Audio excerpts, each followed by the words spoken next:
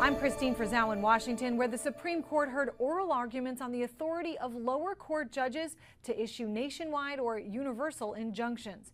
Just like many previous presidents, President Donald Trump believes lower court judges have too much power and keep blocking his agenda. The case stems from the president's executive order banning birthright citizenship.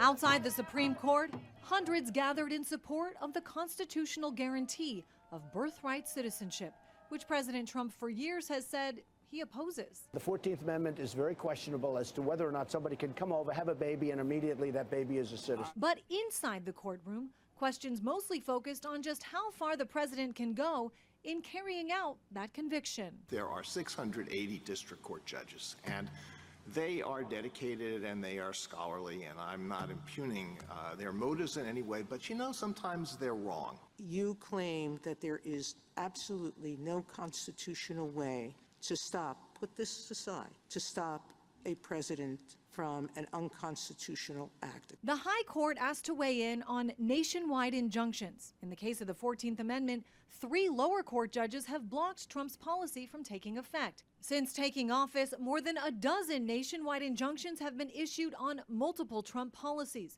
Critics and the Justice Department arguing that puts too much power in the hands of judges to block the president's agenda. Universal injunctions exceed the judicial power granted in Article 3, which exists only to address the injury to the complaining party. Critics have a different take. That if you don't like the nationwide injunctions that federal judges, both Republican and Democrat, are issuing, that don't do illegal, unconstitutional stuff. If the justices side with Trump, as they appear they may, it could have a sweeping impact on the power of lower court judges in this country. It means that the judges' decisions would be much more limited. It would just be in front of the people before them, not for the whole country. Again, an immediate answer to the birthright citizenship question in this case is unlikely, but a decision on some of the other big questions raised here is expected sometime before July.